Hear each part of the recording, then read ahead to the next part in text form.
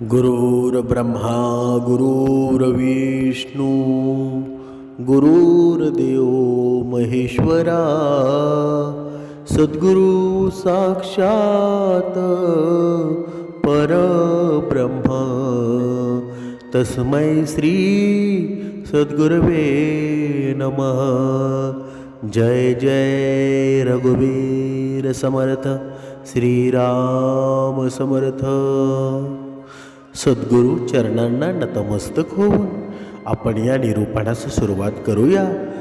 मायबाप सज्जनांचं स्वागत आहे।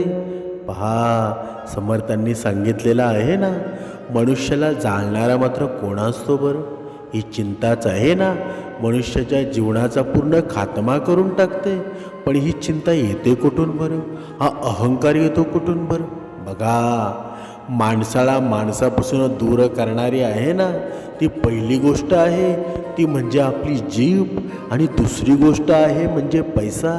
बघा, अचानक वेळी आलेला पैसा आहे ना, मनुष्याच्या जीवनामध्ये खूप अहंकार निर्माण करतो, आणि आपली जिभेद्वारे आहे ना, तो अहंकार ओकायला लागतो। आता जिभेद्वारे अहंकार ओकायला लागतो याचा अर्थ काय बरं? म्हणजे त्याच्याकडे असलेले पैसे आहेत ना, तो जिभेमधून अवगुण ओकायला लागतो, अवगुण बोलायला लागतो, कुणाला शिवीगाळ करणं म्हणजे स्वतःच्या गुर्मीमध्ये जगणं, याला अहंकारच म्हणतात ना। पण हा कधी जातो बरं? जेव्हा त्याच्याजवळची संपत्ती संपून जाते ना, त्याला गावातलं कुत्रंसुद्धा विचारत नाही, तेव्हाच तो अहंकार जातो ना। पण मनुष्यानं कितीही जरी संपत्ती आली ना, तरी अहंकारी कधीच होऊ नये। माणसाच्या स्वभावात गोडवा आहे ना, शालीनता, प्रामाणिकपणा, विनयशीलता हे जर गुण असतील ना, तर त्याची काही क्षण सोबत मिळाली ना, तरी ती हवीशी वाटते। म्हणूनच बाहेर लक्ष दिव्यांच्या आरास म्हणून देवघरातील समयीच्या तेजामुळं आहे ना, आपण नतमस्तक होतो। आयुष्यात अशी कधी माणसं भेटली ना, तर त्यांच्यावर जीवापाड प्रेम करा। आपल्या आवडत्या माणसांचं आपल्या सोबत असणं, त्यांचा सहवास असणं आपल्या आयुष्यातील सर्वात मोठी कमाई आहे ना। म्हणून आपल्या जीवनामधील आपली आई असेल, आपले बाबा असतील, आपली बहीण असेल, आपले भाऊ असेल, यांना सर्वांना तुम्ही जपून ठेवा। कारण हे प्रेम आहे ना, ते तुटण्यासारखं नाही। तुम्ही आता पाहिलं आहे का, या कलियुगामध्ये आहे ना, नवीन नातं तयार झालेलं आहे। आपल्या सख्या मामाला कोणी विचारत नाही, पण बाहेरून आलेला मामा, बाहेरून केलेला मामा, पण तो मामा असतो का बरं? अजिबात नाही। तो असतो म्हणजे अहंकार, तो असतो म्हणजे लोभ। म्हणजे तो कशामुळे आलेला असतो बरं? कारण खरा मामा असतो ना, तो कधी कळतो बरं? जेव्हा आपल्या जीवनामध्ये भरपूर दुःख येतं ना, जेव्हा आपण संकटाच्या वेळी असतो, तेव्हाच खरा मामा कळतो ना। भले त्याच्याकडे पैसे नसतील, पण तो मामा आहे ना, आपल्या प्रत्येक संकटाला धावून येत असतो। खरी बहीण असते तेव्हाच कळते।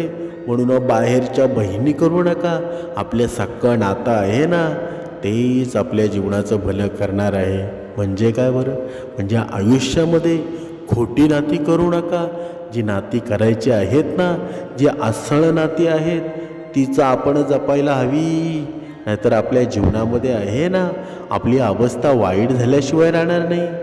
म्हणून आहे ना, आपल्या जीवनाचा आपण अभ्यास करायला हवा। आपण दुःखी का आहोत? आपल्या जीवनामध्ये एवढी संकट का आहेत? असा तुमच्या जीवनामध्ये कधी प्रश्न येतो का बरं? बघा, प्रत्येकाच्या जीवनामध्ये येतो, पण आपण त्याच्या मुळापर्यंत कधी पोचतो का बरं? भक्तीच्याही वेगळ्या आपण दिशेने गेला ना, तर आपल्याला एका वास्तुशास्त्र नावाची संकल्पना आहे। कधी कधी भक्ती मार्गामध्ये भरपूर जोर लावून सुद्धा आपल्या जीवनातील दुःख काही संपत नाही। त्यांच्यासाठी हे निरूपण आहे।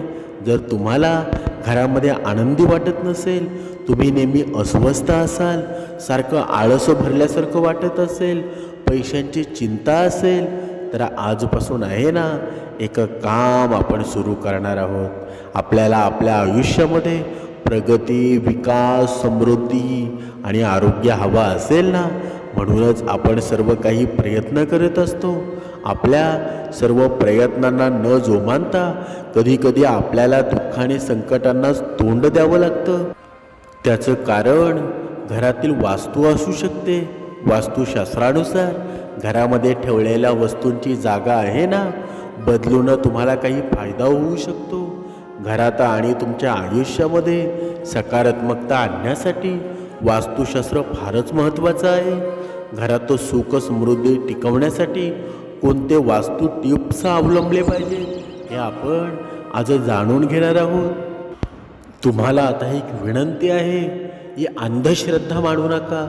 जो भक्ती मार्गामध्ये आहे ना आणि त्याच्या जीवनामध्ये भक्ती मार्ग करूनसुद्धा भरपूर संकट येत असतील तर कुठेतरी गडबड आहे. तुमच्या भक्ती मार्गामध्ये गडबड नाही तर वेगळ्या गोष्टीमध्ये गडबड असू शकते, तो म्हणजे वास्तुशास्त्र. बघा, आपण पहिली गोष्ट म्हणजे गुरुवारी घरामध्ये आहे ना कोणतेही पिवळी वस्तू घालायला सुरुवात करा.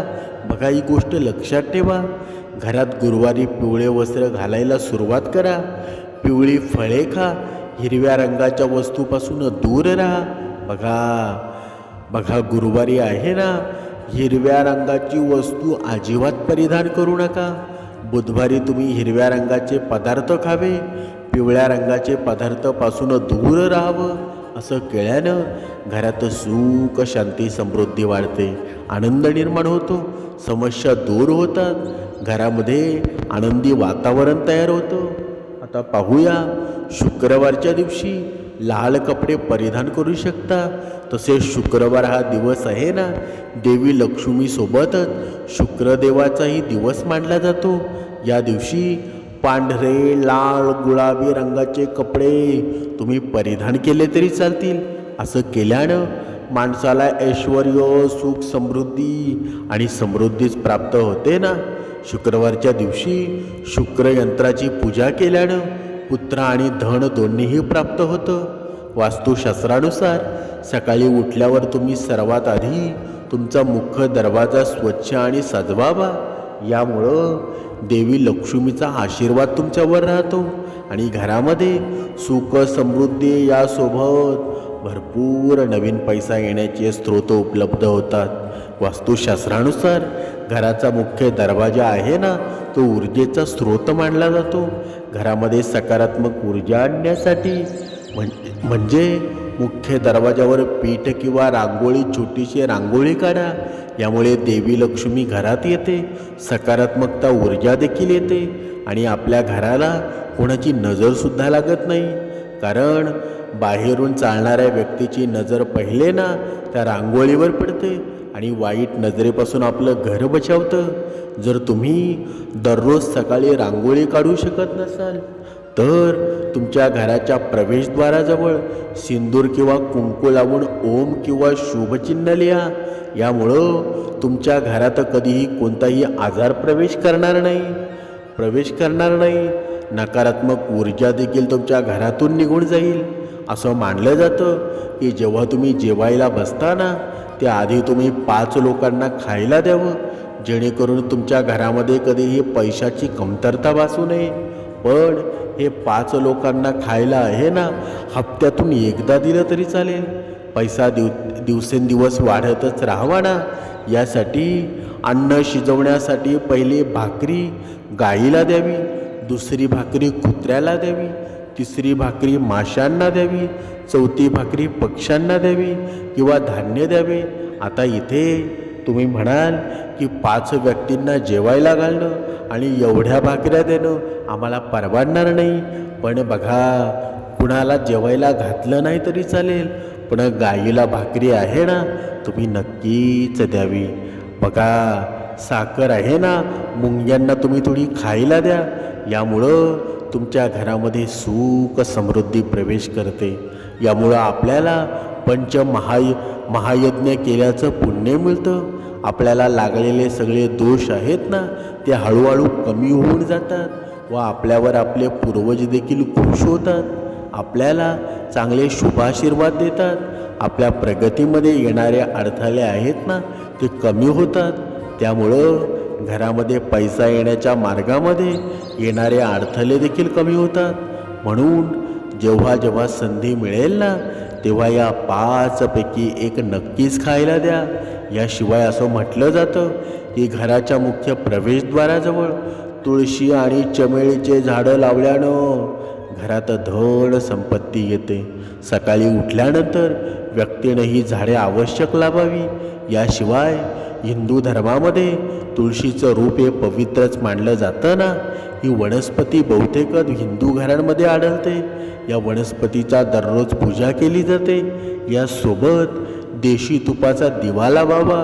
बघा, वास्तुशास्त्रानुसार घराचा मुख्य दरवाजावर आहे ना, बेलाच्या झाडाचं मूळ लाल कापडात बांधून ते दरवाजावर लटकवावं. बघा, बेलाचं झाडाचं मूळ असतं ना, ते दरवाजावर लटकवलं तरी चालेल. यामुळं घरात नकारात्मकता ऊर्जा प्रवेश करणार नाही आणि कुटुंबातील सदस्यांना धनाची देवी माता लक्ष्मीचा आशीर्वाद मिळेल. याशिवाय घरातील वास्तुदोष दूर होतील. जर घरातील गृहिणी सकाळी उठल्यानंतर घराचा मुख्य दरवाजावर तांब्याच्या तांब्यामध्ये पाणी घेऊन ओतलं तर रात्रभर राहिलेले सर्व वाईट ऊर्जा निघून जाते आणि सकारात्मक ऊर्जा घरामध्ये प्रवेश करते ना. देवी लक्ष्मी घरात प्रवेश करण्याचा तो मार्ग मोकळा होतो. जर तुम्हाला घरात सुख शांती हवी असेल तर प्रत्येक अमावस्येच्या दिवशी पूर्णपणे घर स्वच्छ करा आणि घरातील निरुपयोगी वस्तू बाहेर ठेवा. कच्ची लस्सी शिंपडा आणि 5 अगरबत्ती पेटवा. जर तुम्हाला घरात शांती आणि आनंद हवा असेल तर आनंद टिकून ठेवण्यासाठी सकाळी आणि संध्याकाळी प्रार्थना कक्षात आणि मुख्य प्रवेशद्वारावर दिवा लावा. सकाळी आणि संध्याकाळी घरी मंदिरामध्ये पूजा करा. तुम्हाला तुमच्या घरामध्ये आनंद यायचा असेल तर आजपासून तुमच्या घरातील काही फ्रेम काढायचे आहेत. म्हणजे बेडरूममध्ये बुडत्या जहाजाचं चित्र आहे ना, महाभारतातील युद्ध, हिंसक प्राण्यांचं चित्र असतील, त्यामुळं सुख समृद्धीचे कारण बनतात. वैवाहिक जीवनामध्ये तणाव निर्माण होतो. म्हणूनच आजपासून आहेत ना, या फ्रेम आपल्या घरातून काढून टाका. सूर्यास्ताच्या वेळी घर झाडू नका करू. त्यानंतर असं केल्याने धनाची हानी होते. लक्ष्मी माता रागवते, ती घर सोडून निघून जाते. यामुळं पैशांची कमतरता भासू लागते. शक्यतो सायंकाळी आहे ना 5:30 वाजेपर्यंत घर झाडून स्वच्छ करून घ्या. लक्ष्मीच्या वेळेला घरातील केर कचरा, घरातील खरकट सामान उकिरड्यावर फेकू नका आणि दारातसुद्धा ठेवू नका. कापूर जाळणं आहे ना, प्रार्थना दरम्यान कापूर जाळला जात असेल तर रात्री झोपण्यापूर्वी तुपामध्ये बुडवून कापूर जाळला पाहिजे. यासोबत त्याचा धूर संपूर्ण घरात पसरवावा. असा केल्यानं घरात शांती राहते असं मानलं जातं. नकारात्मक ऊर्जा बाहेर पडते. नकारात्मकता दूर करण्यासाठी मीठ खूप प्रभावी आहे. जर तुम्हाला हवा असेल तर मिठाचा गठ्ठा वाढवा. तो घराच्या कोपऱ्यामध्ये ठेवा, जेणेकरून कोणतेही ते पाहू शकणार नाही. यामुळं घरामध्ये आनंद परत येईल. वास्तुशास्त्रानुसार घराचा ईशान्य कोपरा आहे ना, तो सर्वात पवित्र मानला जातो आणि सकारात्मकता भाग आहे. या कोपऱ्यामध्ये देवी देवता राहतात. जीवनामध्ये प्रगती आणि यश मिळवण्यासाठी हे ठिकाण नेहमी प्रकाशमान आणि स्वच्छ ठेवलं पाहिजे. या ठिकाणी पूजा घर मांडणं खूप शुभ आहे. वास्तुशास्त्रानुसार आवश्यक पाणी टपकणं पैशाचं नुकसान दर्शवतं. वास्तूनुसार नळ किंवा टाक्यांमधून पाणी टपकणं शुभ मानलं जात नाही. ज्यात सुख समृद्धी जास्त काळ टिकत नाही. घरात सुख समृद्धी आणि शांती राहावी म्हणून दोष त्वरित दूर करावा. ज्योतिषशास्त्रानुसार अनेक ग्रह शुभ परिणाम देतात. त्यापैकी गुरु ग्रहाला सुख समृद्धीचं कारक मानलं जातं. जीवनामध्ये गुरुग्रह बळकट करण्यासाठी व पुसण्याच्या पाण्यामध्ये थोडे मीठ हळद मिसला. या उपायानं फरशी पुसून टाका. जीवनात प्रगतीची शक्यता वाढते. दररोज देवाची पूजा करावी. घरी अगरबत्ती आणि दिवे लावावेत. यामुळं घरातील वातावरण शुद्ध राहतं. पूजा करताना नेहमी आहे ना पूर्व किंवा उत्तर दिशेला तोंड करावं. संध्याकाळी घराचा कोपरा तो उजेडामध्ये असला पाहिजे, अंधार राहणार नाही याची काळजी घेतली पाहिजे. प्रत्येक कोपऱ्यामध्ये उजेड असावा, कारण अंधाराच्या ठिकाणी नकारात्मकता ऊर्जा आहे ना ती जास्त सक्रिय असते, त्याच्यामध्ये वाईट घटक जास्त असतात. असं मानलं जातं ना की अन्न शिजल्यानंतर प्रथम ते देवाला अर्पण करावं, जेणेकरून घरात अन्न आणि पैशाची कमतरता भासू नये. म्हणूनच सर्वप्रथम देवाला अन्न न खाता अर्पण करा.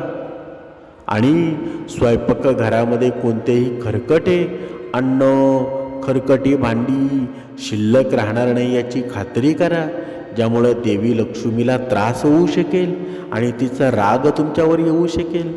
अन्नदान करणं आहे ना ते पवित्रच मानलं गेलेलं आहे ना. तुम्हाला काही पुण्य आणि आशीर्वाद मिळतील, ज्यामुळं धान्य दान करा. अन्नदान करणं, वस्त्रदान करणं, गरजूला मदत करणं, यामुळे त्यांचा आशीर्वाद मिळाल्यानं देखील आपली प्रगती होते ना. आपल्यासाठी खूप शुभ असतं. आणि जेव्हा तुम्ही भुकेल्या व्यक्तीला अन्न देतात ना तेव्हा अधिक महत्त्वाचं होतं. तुम्हाला पुण्य देता.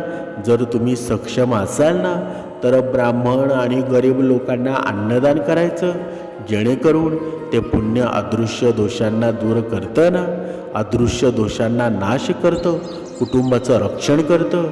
हे दान आहे ना तुम्हाला संकटातून वाचवतं. याचा फायदा तुम्हाला नक्कीच होणार आहे, तुमच्या भावी पिढ्यांना देखील होतो. बंद पडलेल्या उपकरणामुळं घरात नकारात्मकता वाढते, त्यामुळं घरात मानसिकता आणि आजाराचा त्रास वाढवतो ना. घरात उत्तर आणि आग्नेय दिशेला बघा ती उपकरणं ठेवा, कारण असं मानलं जातं या उपायानं घरात सुख समृद्धी येते. जेव्हा बँकेमध्ये पैसा जमा करण्यासाठी जात असाल ना तेव्हा रस्त्याने ओठ न हलवता मनातल्या मनामध्ये जय सद्गुरू अवश्य करत जावा. यामुळे आर्थिक स्थितीमध्ये आश्चर्यचक रूपामध्ये वृद्धी होईल. वारंवार धन जमा करण्याची संधी येईल.